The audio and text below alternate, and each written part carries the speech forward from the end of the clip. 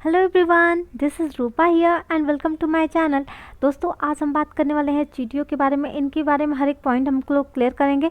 देखिए, ये समूह में रहते हैं और सभी का काम क्या होता है, बटा रहता है। आपने यहाँ पे देख रहे होंगे जो चींटियाँ हैं वो कहीं जा रही हैं। अब कहाँ जा रही हैं ये तो मुझे भी नहीं पता है, लेकिन ये क्या है, समूह में जा रही हैं। कहने का मतलब ये है कि जब भी चींटियाँ चलती हैं एक समूह में चलती हैं। अब देखिए, ये जो चींटियाँ जा रही हैं, अगर यहाँ पे एक छोटा सा हम रॉड या फिर एक छोटा सा लकड़ी रख दें तो ये चींटी क्या करेगी, फर्स्ट वाली कि यहाँ पे ऐसे मूव करेगी, ऐसे मूव करके फिर वो क्या करेगी, ऐसे कॉर्नर लेके निकल जाएगी। लेकिन ऐसा नहीं हो सकता है कि जो दूसरी चोटी है ये इधर निकल जाए, ये भी इनके पीछे ही चली जाती है। ऐसा क्यों होता है? तो ऐसा इसलिए होता है क्योंकि जब चींटी आगे की तरफ चलती है तो वो एक विशेष प्रकार की गंध छोड़ती है, जिसको सूंघ कर सारी चींटियाँ क्या करती हैं, उनके पीछे पीछे चली जाती हैं। और सबसे इम्पोर्टेंट है कि इनके साथ दीमक और ततैया भी लगे रहते हैं। सबसे इम्पोर्टेंट पॉइंट ये है कि जो इसमें एक रानी चींटी होती है जो कि क्या करती है, अंडे देने का काम करती है। मतलब इन लोगों का काम क्या होता है ना, बटा होता है। देखिए यहाँ पे लिखा हुआ है कि सभी का काम बटा रहता है। कुछ जो रानी चींटी है वो अंडे देती है, कुछ सिपाही चींटियाँ होती हैं जो बिल की सुरक्षा करती हैं, और बहुत सारी चींटियाँ होती हैं जो कि भोजन ढूंढने के लिए ऐसे निकल जाती हैं। तो इसको ध्यान रखिएगा आप लोग। नेक्स्ट पॉइंट देखते हैं हम क्या है। नेक्स्ट पॉइंट है हमारा रेशम का कीड़ा। रेशम का कीड़ा क्या होता है, जो अपने मादा को होता है ना, कि कई किलोमीटर दूर से ही क्या करता है, पहचान लेता है।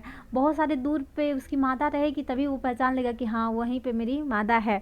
तो इस बात को ध्यान रखिएगा। ये इनको क्या करता है, सहतूत के पौधे पे पाला जाता है। ये भी बहुत इंपॉर्टेंट है, ये मिसिंग पॉइंट है, इसको आप लोग याद रखिएगा। नेक्स्ट पॉइंट है आपका बरगद। देखिए, आप बरगद का पेड़ यहाँ पे देख रहे होंगे, ये रहा हमारा बरगद का पेड़। और आप लोग के सभी गांव में आप लोगों ने देखा भी होगा, इसको बट या बड़ भी कहते हैं। ये आप लोग के गांव में ज़रूर होगा, आप लोग इसके बारे में सब कुछ जानते होंगे। सारे पॉइंट मिसिंग हैं, लेकिन मैं आपको बता देती हूँ कि ये जो बरगद के पेड़ होते हैं, इनकी जो शाखाएं होती हैं ये क्या करती हैं, लटकती रहती हैं। और ये इनकी शाखाएं इतनी ज़्यादा हो जाती हैं ना कि लटकती रहती हैं, और बहुत बड़ा पेड़ होता है। और इसके जो बीज होते हैं वो काफ़ी छोटे होते हैं, लेकिन जो पेड़ होता है वो बहुत बड़ा होता है। और शाखाएं ज़मीन के अंदर भी चली जाती हैं, और देखने में जैसे लगता है कि जड़ है, लेकिन वो जड़ नहीं होता है, इनकी शाखाएं होती हैं। और गांव में बच्चे क्या करते हैं, इसको झूला झूलने का काम करते हैं। नेक्स्ट पॉइंट देखते हैं। नेक्स्ट पॉइंट है हमारा रेगिस्तानी ओक। रेगिस्तानी ओक क्या होता है, ये ऑस्ट्रेलिया में पाए जाते हैं, और इनकी ऊंचाई जो होता है वो 11 से 12 फीट तक होती है। इसमें पत्तियां बहुत कम होती हैं। देखिए, इसकी जो जड़ें हैं ये ज़मीन से 250 से 300 फीट अंदर तक चली जाती हैं, जिसमें पानी नहीं पहुंच पाता। अब यह पेड़ पानी को अपने तने में, जो ये पेड़ होता है ना, ये क्या करता है, जो पानी होता है उसको अपने तने में बचा कर रखता है।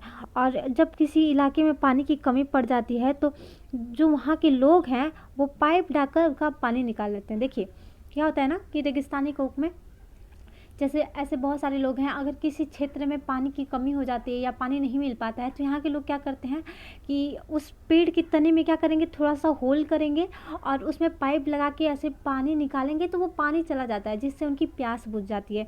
तो बहुत ही इम्पॉर्टेंट ये जो पौधा है, और इससे क्वेश्चन बहुत बनते हैं, इसको ध्यान रखिएगा। नेक्स्ट पॉइंट है आपका निफिन्थीस। इसको हम घटपड़ी भी बोलते हैं, घटपड़ी, इसको घटपड़ी भी बोला जाता है। और निफिन्थीस नामक पौधा इंडोनेशिया में पाया जाता है, ऑस्ट्रेलिया में पाया जाता है, और भारत के मेघालय में पाया जाता है। ऐसे क्वेश्चन बनता है कि जो निफिन्थीस होता है या फिर घटपौड़ी का पौधा होता है वो भारत में कहाँ पाया जाता है, या फिर भारत में पाया जाता है कि नहीं। ये भी आपसे पूछ सकता है कि भारत में पाया जाता है कि नहीं, तो बहुत लोग कह देते हैं कि नहीं, भारत में पाया ही नहीं जाता है। लेकिन नहीं, भारत के मेघालय राज्य में ये पाया जाता है, बहुत इंपॉर्टेंट है। और इसे घटपड़ी भी पौधा कहते हैं, जैसे कि मैंने आप लोग को यहाँ पे बताया हुआ है, इसको घटपड़ी पौधा कहते हैं। और ये पौधा कीड़े मकोड़े छोटे जीवों का शिकार कहते हैं। देखिए मैं आप लोग को दिखाती हूँ इनका फिगर। देखिए ये है हमारे घटपड़ी पौधा, ये इनका कुछ इस तरह का संरचना पाया जाता है। ये क्या होता है ना कि एक विशेष प्रकार का गंध छोड़ते हैं, सुगंध। और जो कीड़े मकोड़े होते हैं इनको इनका गंध बहुत ज़्यादा पसंद होता है, और जब इनका गंध वो लोग सूंघते हैं तो इनके पास जाते हैं। जब जैसे ही इनके पास, इनके होल के पास जाते हैं ना, ये जो इनका ऊपर का ढक्कन देख रहे हैं ना, ये बंद कर देते हैं। जैसे ही बंद कर देते हैं और कीड़े मकोड़े को ये खा जाते हैं। तो देखिए ये पौधे छोटे कीड़े मकोड़ों का शिकार करते हैं। ये पौधा लंबे घड़े की तरह होता है। देखिए एक लंबा घड़ा की तरह दिख रहा है ना आप लोग को, और इसमें एक ढक्कन लगा होता है। देखिए इसको ढक्कन की बात कर रहा है। इसमें खुशबू निकलती है जो कीड़े मकोड़े को अंदर फंसा लेते हैं। जैसे यहाँ पे कीड़े मकोड़े इस सुगंध को सूंघ कर जाते हैं और इसके ऊपर जाते हैं, तुरंत ये क्या करती है, अपना ढक्कन बंद कर देती है, जिससे कीड़े मकोड़े मर जाते हैं और वो उनका शिकार कर लेती है। नेक्स्ट है आपका क्रोटॉन पौधे। ये भी बहुत इंपॉर्टेंट होता है। क्रोटॉन पौधों को किसान के लिए बहुत फ़ायदेमंद होता है और किसान लोग बहुत इसका इस्तेमाल करते हैं। इसके बारे में जान लेते हैं क्या है। यह पौधा ज़मीन के बारे में बताता है। देखिए ये जो पौधा होता है ना, ये ज़मीन के बारे में बताता है और पानी का सिग्नल देता है। आप लोग सोच रहे होंगे कि किसान के लिए इसमें क्या फ़ायदा है। तो देखिए इसकी सबसे अच्छी विशेषता यही है कि ये पौधे ज़मीन के बारे में बताते हैं और यानी सिग्नल देते हैं। सिग्नल कैसे देते हैं, इन पौधों को अगर हम लोग लगा देते हैं तो क्या होता है ना कि जो किसान का खेत होता है, तो अगर किसान के खेत में पानी की कमी होती है तो ये क्या करते हैं, ये मुरझा जाते हैं या फिर उनकी पत्तियां क्या होती है, झड़ने लगती है, जिससे किसान को ये संकेत मिल जाता है कि हाँ मेरे खेत में पानी की ज़रूरत है। तो खेत क्या करता है, सिंचाई कर देता है। तो इससे किसान को फ़ायदा हुआ कि नहीं। तो किसान लोग ज़्यादातर इसका इस्तेमाल करते हैं और ये क्या होता है, मिट्टी के सूखने का पता लगाता है और जड़ को सहारा देता है, खनिज अवशोषित करता है, ह्यूमस उपलब्ध करता है जिससे कि खेत की उर्वरता बनी रहती है। तो बहुत इंपॉर्टेंट है। नेक्स्ट है फसल के बारे में। एक ही प्रकार की फसल बार बार उगाने, केमिकल का प्रयोग करने से ज़मीन बंजर हो जाती है। और ऐसे भी क्वेश्चन बनते हैं कि खेतों में ज़्यादातर केमिकल का यूज़ नहीं करना चाहिए, जिससे क्या होती है, खेतें बंजर हो जाती हैं। नेक्स्ट है आपका बीज के बारे में जानेंगे। बीज है हमारा, बीज प्राचीन समय में लौकी में रखकर, देखिए जो सूखी लौकी रहती थी ना उसमें रखकर और मिट्टी का लेप लगा देते थे। और इसकी नीम की पत्तियों का भी बहुत बड़ा रोल रहता था, क्योंकि जो नीम की पत्तियां थी वो क्या करती थी कि इनको कीड़े मकोड़े से सुरक्षा देती थी। पौधे स्वयं भी बीजों को दूर फेंक देते हैं, कपड़ों से चिपककर पानी के जरिए दूसरी जगह पर पहुंच जाते हैं। अब देखिए ये सबसे इंपॉर्टेंट पॉइंट है कि नाशपाती, भिंडी, करेला, खीरा, टमाटर, चाकू आदि क्या होते हैं, बीज होते हैं। ऐसे बोला जाता है कि निम्नलिखित में से कौन से बीज पत्री हैं। तो ऐसे ऑप्शन दे देता है जिसमें बहुत लोग कंफ्यूज हो जाते हैं। फिर है काली मिर्च। तो काली मिर्च, सौंफ, गेहूँ, ये लोग भी क्या किस में आते हैं, बीज में आते हैं। इसको ध्यान रखिएगा आप। फिर जो सोयाबीन की फलियाँ होती हैं क्या हो जाती हैं, पक जाती हैं ना, जब वो पक जाती हैं तो वो फट जाती हैं और इसमें से क्या होता है, बीज बाहर निकल जाता है, जिसको बीज को निकाल के बहुत सारा काम किया जाता है, जैसे तेल बनाया जाता है, बहुत चीज़ें में यूज़ किया जाता है। नेक्स्ट पॉइंट देखते हैं। नेक्स्ट पॉइंट हमारी सब्जियां हैं। अधिकतर सब्जियां पौधों के फूल और पौधों के फल होते हैं। देखिए बहुत सारी सब्जियां होती हैं जो पौधे के फूल होते हैं, फूलों से बनाए जाते हैं। जैसे हमारा सीताफल है, ऐसे बहुत सारे सब्जियां हैं। और जो उनके फल होते हैं, तो फल से तो आपको पता ही है कि फल से तो बहुत सारी सब्जियां बनाई जाती हैं। देखिए नेक्स्ट पॉइंट है आपका कि कौन कहाँ से आए का मतलब कि कौन सी सब्जी किस राज्य, किस देश से आई हुई है। ये इस पे मैंने वीडियो आप लोग को पहले भी बना दिया है, जो कि एक पोयम के माध्यम से मैंने बना रखा है और आप लोग चाहें तो इसको प्लेलिस्ट में जाके देख सकते हैं। लेकिन यहाँ भी मैं आप लोगों को क्लियर कर दूँगी सारे पॉइंट्स। देखिए यहाँ से क्वेश्चन 1 नंबर के जरूर बनते हैं। जैसे बोल देगा कि गोभी और टमाटर कहाँ से लाए गए हैं, तो ये यूरोप से लाए गए हैं। हरी मिर्च, टमाटर, आलू, तो ये साउथ अमेरिका से आया हुआ है। देखिए जो हरी मिर्च है ना, ये कई बार क्वेश्चन बना हुआ है, 2016 में भी बना है और 2021 में भी इससे क्वेश्चन बने हुए हैं कि जो हरी मिर्च होती है, या फिर सिर्फ मिर्च से क्वेश्चन आया था कि मिर्च जो है वो कहाँ से लाया गया है, तो ये है साउथ अमेरिका। इसको ध्यान रखिएगा। नेक्स्ट है आपका सोयाबीन चीन से लाया गया है। आप लोग ऐसे याद रख सकते हैं, चीन बीन आपका कीवर्ड है, जिसे आप याद रख सकते हैं कि जो सोयाबीन है वो चीन से लाया गया है। नेक्स्ट आपका कॉफ़ी, बीन्स और भिंडी, ये तीनों अफ्रीका से लाए गए हैं। नेक्स्ट पॉइंट देखते हैं। नेक्स्ट पॉइंट है हमारी झूम खेती बहुत इंपॉर्टेंट होती है। इसको मैं आप लोगों को सिंगल लैंग्वेज में समझा देती हूँ, आप लोगों को क्लियर हो जाएगा। देखिए जैसे मान लीजिए कि एक खेत है, ओके, और इसमें बहुत सारे क्या हुए हैं, खरपतवार लगे हुए हैं। आप क्या करेंगे, इसको क्या किया जाता है, झूम खेती का मतलब ये होता है ना कि इनको पौधों को सबसे पहले क्या कर दिया जाता है, काट दिया जाता है। काट देते हैं तो ये पूरा सूख जाता है और इसमें आग लगा दिया जाता है। आग लगाने से सारी चीज़ें क्या हो जाती हैं, राख हो जाती हैं, और राख होने से क्या हो जाती हैं, वो उर्वरक का काम करती हैं। तो यही झूम खेती का मेन मकसद यही होता है। फिर भी मैं आपको पढ़ के बता देती हूँ। देखिए इसमें एक फसल काटने के बाद ज़मीन को कुछ दिनों तक खाली छोड़ देते हैं। इसमें कोई भी खेती नहीं करते हैं, उसको क्या करते हैं, ऐसे ही छोड़ देते हैं।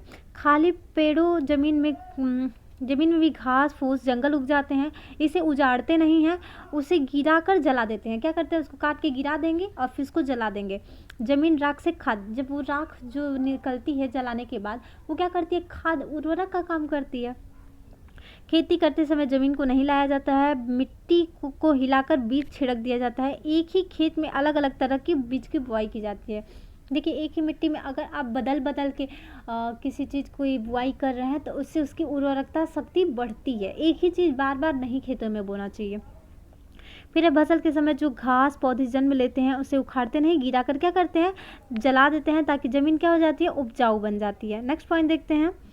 नेक्स्ट है मुख्य फसल चावल की। देखिए मुख्य फसल क्या होती है, वो चावल की होती है। फसल पकने पर गांव के लोग त्योहार मनाते हैं। जब चावल के दाने यानी कि धान पक जाते हैं तो जो गांव में होते हैं लोग, वो लोग क्या करते हैं, त्योहार मनाते हैं, चिराव नाच करते हैं।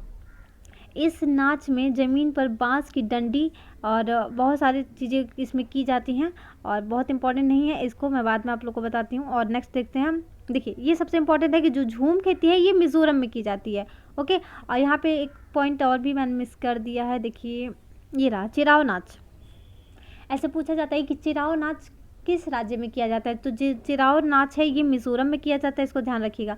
और झूम खेती भी आपका मिज़ोरम में ही होता है, और जो चिराव नाच किया जाता है वो भी मिज़ोरम में होता है। और जो मिज़ोरम की मुख्य फसल होती है वो क्या होती है, चावल होती है। इस बात को ध्यान रखिएगा। नेक्स्ट पॉइंट देखते हैं।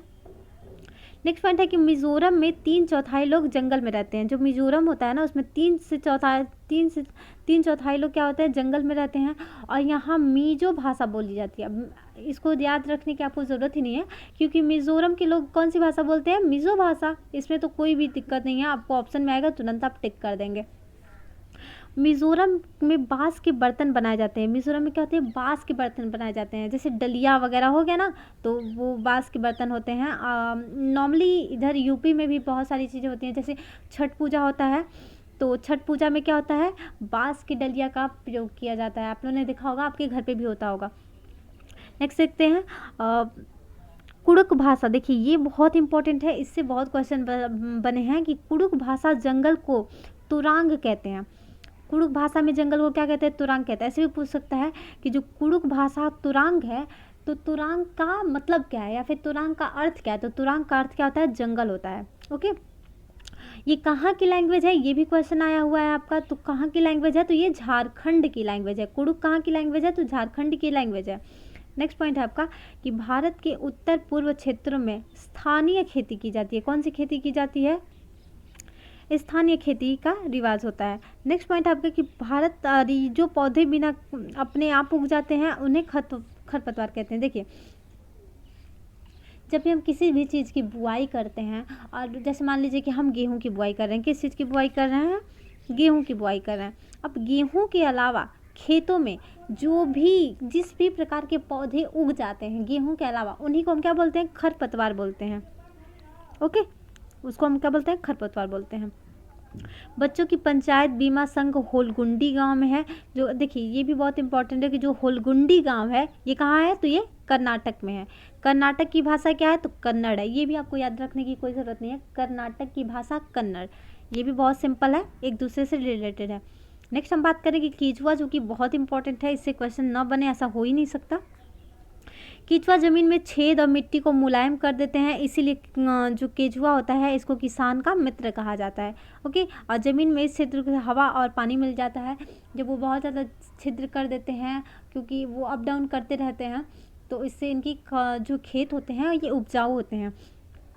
और केचुए के मृत पत्तियों पौधों को खा जाते हैं। जो भी क्या बोलते हैं, खेत में ख़राब पत्तियां हो जाती हैं या फिर कुछ ख़राब चीज़ें होती हैं, उन खरपतवारें होती हैं, उनको क्या करते हैं, केचुआ खा जाते हैं। और इसमें जो इनके मल मूत्र होते हैं, इनसे खेत उपजाऊ होता है, जो कि किसान के लिए बहुत फ़ायदेमंद है। इसीलिए केचुआ को किसानों का मित्र कहा जाता है। राइट, क्लियर हो गया होगा आप लोग को। नेक्स्ट है आपका दांडी यात्रा। दांडी यात्रा बहुत इंपॉर्टेंट है। देखिए दांडी यात्रा क्या है, गांधी जी से रिलेटेड है, ये आप लोग को पता है। अंग्रेजों ने 1930 में आम नागरिकों को नमक बनाने पर पाबंदी लगा दी थी और गांधी जी ने तभी दांडी यात्रा की शुरुआत की थी। गांधी जी का कहना यही था कि जो चीज़ें हमें प्रकृति से प्राप्त होती हैं उस पर कोई भी रोक टोक नहीं लगानी चाहिए, कोई भी पाबंदी नहीं होनी चाहिए। गांधी जी का यही मानना था और उन्होंने कहा था कि जब ये प्रकृति की देन है तो इसे भी हमें भी पाने का पूरा पूरा अधिकार है, इस पर कोई भी कर नहीं होना चाहिए। और तब ये समुद्र के किनारे पहुंच गए थे नमक बनाने के लिए, जो कि अहमदाबाद से शुरू किए थे। दांडी यात्रा पैदल यात्रा की थी और उनके साथ बहुत कम लोग निकले थे, लेकिन जब समुद्र के पास पहुँचते पहुँचते गांधी जी ने पीछे मुड़ के देखा तो उनके पीछे हज़ारों की संख्या थी और गांधी जी ने अपने इस यात्रा को सफल स्वीकार किया और इनको सफलता भी मिली। नेक्स्ट पॉइंट देखते हैं। नेक्स्ट पॉइंट है हमारा ग्रेगर मेंडल। ग्रेगर मेंडल जी से बहुत क्वेश्चन बनते हैं। जैसे ग्रेगर मेंडल का जन्म साधारण परिवार में ही हुआ था और 1822 में हुआ था। इन्होंने 7 साल एक मठ के बगीचे में 28,000 पौधे का शोधन किया। ये क्या थे, एक मठ के पुजारी थे जिसको हम आचार्य बोल सकते हैं। मटर के पौधे के कुछ गुण होते हैं जो कि जोड़ियों में आते हैं, जैसे बीज या तो मुलायम होगा या खुरदुरा होगा। इससे निकालने के लिए अगली पीढ़ी के बीज में भी इसी प्रकार की प्रक्रिया होंगी। तो जो भी ग्रेगर मेंडल है ये आनुवंशिकता के जनक भी कहे जाते हैं। इस पॉइंट को भी आप याद रखिएगा। नेक्स्ट पॉइंट है आपका, नेक्स्ट पॉइंट है फॉरेस्ट राइट एक्ट, जो कि 2007 में आया था। ये क्या होता है, ये कानून के तहत ये अधिकार दिया जाता है कि जो लोग 25 सालों से जंगल में एक साथ रह रहे हैं उन्हें हटाया नहीं जाएगा। और सबसे इम्पोर्टेंट चीज़ होता है कि अगर वो 25 साल से वहीं पे रह रहे हैं तो वो उनका जो मन है वो वहाँ पे उगा सकते हैं, मतलब खेती कर सकते हैं। जगह संरक्षण का काम वहीं पे ग्राम सभा करती है। ओके, जो भी ग्राम सभा होती है उसका निर्धारण करती है। ये सबसे इम्पोर्टेंट है आपका कि परिवार क्या होते हैं, ये 2 तरह के होते हैं। एक होता है हमारा एकल परिवार, दूसरा होता है संयुक्त परिवार। देखिए एकल परिवार, संयुक्त परिवार दोनों ही भारत में पाए जाते हैं। ओके, लेकिन क्वेश्चन आपसे क्या बनता है, देखिए आपको कैसे घुमाया जाता है। क्वेश्चन आपसे बनेगा कि ये बताइए कि जो भारत है उसमें अधिकांश कैसे परिवार पाए जाते हैं। अब बोल देगा कि एकल परिवार, संयुक्त परिवार, मिश्र परिवार, बहुत सारे ऑप्शन दे देगा। आप कंफ्यूज हो जाएंगे। क्यों? क्योंकि आपको पता है कि भारत में तो एकल भी पाया जाता है और संयुक्त भी पाया जाता है। तो आखिर राइट आंसर कौन सा होगा? तो अगर भारत की बात कर रहा है तो आप तुरंत राइट आंसर इसको संयुक्त परिवार में करेंगे, क्योंकि मैक्सिमम जो भी भारत में होता है ये संयुक्त परिवार ही होते हैं और संयुक्त परिवार को ही प्रायोरिटी दी जाती है। तो इस बात को आप लोग ध्यान रखेंगे।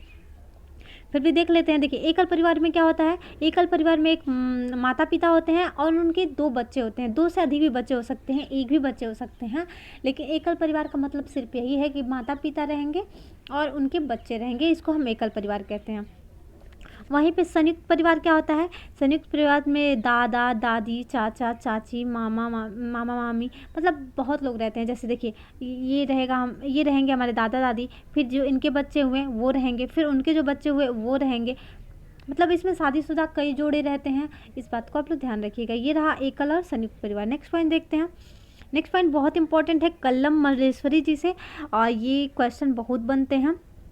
इनके बहुत छोटे से थोड़े से फैक्ट हैं जो बार बार रिपीट किए जाते हैं, तो बहुत ज़्यादा घबराने की ज़रूरत नहीं है, बहुत इजी है।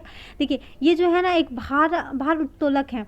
अभी आप लोग की नई भारोत्तोलक कौन है जिनको मेडल मिला था, सिल्वर मेडल मिला था, कौन है बताइए आप लोग, कमेंट बॉक्स में बताइएगा आप लोग। ओके, फिर मैं कल आप लोग इसका आंसर बताऊँगी।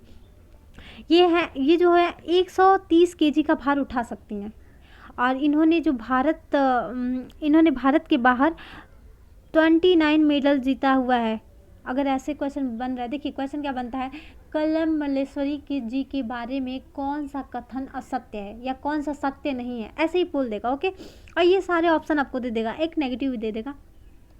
ऐसे लिख देगा कि इन्होंने भारत से बाहर 29 मेडल नहीं जीते, या फिर क्या करेगा 29 को 19 लिख देगा। तो आप लोग घबराएंगे नहीं, क्योंकि इन्होंने 29 मेडल जीता है। इनके जो पिता हैं ये पुलिस कांस्टेबल हैं और इनकी जो 3 बहनें, इनकी जो छोटी 3 बहनें हैं ये भी वेट लिफ्टर का ही काम करती हैं, वो भी सीखती हैं वेट लिफ्टर ही बनना चाहती हैं। नेक्स्ट है आपका बछेंद्री पाल। बछेंद्री पाल जी बहुत इंपॉर्टेंट है।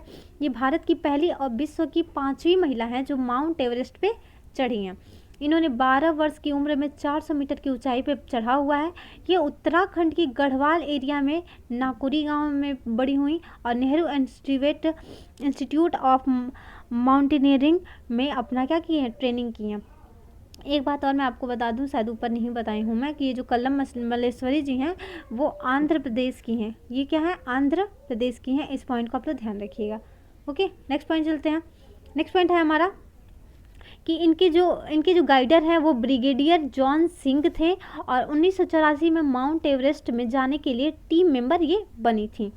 23 मई को दोपहर 1:07 पर अपना पहला कदम 8,848 मीटर चोटी माउंट एवरेस्ट पर रखी और अपना रिकॉर्ड तोड़ दी। झंडा फहराई और तस्वीर ली। अपना सर झुकाएं, झंडा फहराई और तस्वीर ली। इनके साथ एक और मेंबर गई थी, लेकिन वे एक साथ कदम नहीं रख पाई क्योंकि वहाँ जगह नहीं था। वहाँ पे सिर्फ एक ही कदम रखने का जगह था और दोनों लोग साथ ही में गई थी, लेकिन बछेंद्री पाल ने पहली बार कदम रखने का रिकॉर्ड तोड़ा और वो कदम नहीं रख पाई। माउंट एवरेस्ट को नेपाल में सागर माथा के नाम से जाना जाता है।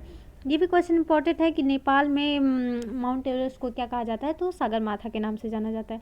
नेक्स्ट है आपका सुनीता विलियम्स। सुनीता विलियम्स के बारे में जानते हैं। देखिए, सुनीता विलियम्स कौन थी? सुनीता विलियम्स,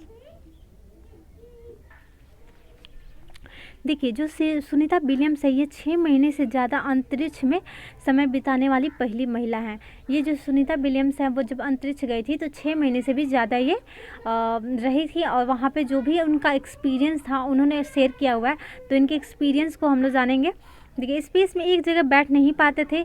ये क्या करते थे, उड़ते रहते थे और एक जगह से दूसरी जगह तैरते रहते थे। हम उड़ते रहते बोल दिए हैं, क्या करते थे, तैरते रहते थे। वही बात हुई, पानी भी नहीं रुकता था, बुलबुले बनने पे तैरने लगते थे। देखिए, जो वहाँ पे पानी था वो क्या करता था, वो बुलबुला बन जाता था। बुलबुला बन के क्या करता था, तैरने, जैसे बबल्स होते हैं ना, लाइक वैसे ही होने लगते थे। अब देखिए, हाथ चेहरा धोने के लिए बुलबुले के पकड़ को कागज़ पर गीला करना पड़ता था। यहाँ पर कंघी, देखिए यहाँ पे बहुत इंपॉर्टेंट चीज़ है कि यहाँ पे कंघी करने की आवश्यकता नहीं होती थी क्योंकि बाल हमेशा खड़े रहते थे। अब जैसे मान लीजिए कि मैं एक लड़की बना देती हूँ, ठीक है, जैसे मान लीजिए कि ये लड़की है, ये मत सोचिएगा कौन सी लड़की है, ये लड़की है। और जो इनके बाल रहते थे ना वो ऐसे ही खड़े रहते थे, वो नीचे आते ही नहीं थे। अगर हम अंतरिक्ष की बात करें तो इनके बाल ऐसे ही रहते थे। उन्होंने अपना एक्सपीरियंस में यही बात बोला है, ठीक है, तो इस बात को ध्यान रखेंगे आप। नेक्स्ट पॉइंट क्या है, वहाँ टहल नहीं सकते थे, तैरने की आदत हो गई थी, एक जगह पर रुकने के लिए खुद को बांधना पड़ता था। नेक्स्ट पॉइंट है, नील आर्मस्ट्रांग चांद पर उतरने वाले पहले व्यक्ति थे जो कि 1969 में गए थे। भारत अर्जेंटीना के विपरीत देशांतर पर है, इसलिए भारत के लोग अर्जेंटीना के लोगों के सापेक्ष उल्टे होते हैं। ओके, क्लियर होगी बात आप लोग को।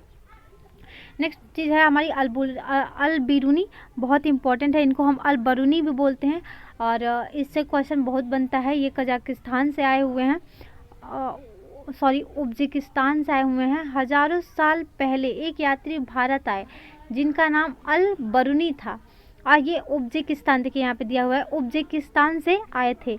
यह उन चीज़ों के बारे में लिखे जो खास तौर पर उन्हें अपने देश से अलग लगा। जो भी उन्हें अपने देश से भारत में अलग दिखाई दिया उनको बारे में इन्होंने क्या किया, किताब लिखी। अलबरूनी उस समय तालाबों के बारे में लिखते थे और वहाँ के लोग तालाब बनाने में माहिर हैं। यहाँ अगर हमारे देश के लोग इन्हें देखेंगे तो हैरान रह जाएंगे क्योंकि बहुत बड़े बड़े भारी पत्थरों के, लोहे, कीड़ों और सरियों को जोड़ के तालाब के चारों ओर बनाए जाते हैं। इनको भारत में सबसे अच्छी चीज़ क्या लगी, तालाब, और ये तालाबों के बारे में लिखना बहुत पसंद करते थे क्योंकि उनके देश से ये बहुत ही अलग था और उनका मानना ये था कि जब हमारे देश के लोग यहाँ की बारे में, तालाबों के बारे में जानेंगे तो काफ़ी इंटरेस्टेड होंगे और वो हैरान भी होंगे। नेक्स्ट पॉइंट देखते हैं। नेक्स्ट पॉइंट है ये हमारा कि लोगों को उतरने और चढ़ने के रास्ते अलग अलग होते हैं। यहाँ कभी भीड़ लगने से परेशानी नहीं होती है।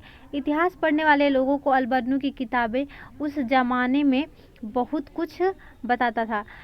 मैं आप लोगों को बता देती हूँ उनकी किताब का क्या नाम था। उनकी किताब का नाम था किताब उल हिंद।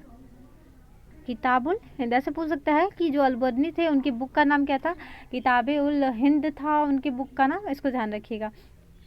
तो दोस्तों आज के लिए बस इतना ही। कल के नेक्स्ट पॉइंट को हम कल डिस्कस करेंगे। तो वीडियो अगर आपको अच्छी लगी तो लाइक कर दीजिएगा। Thank you.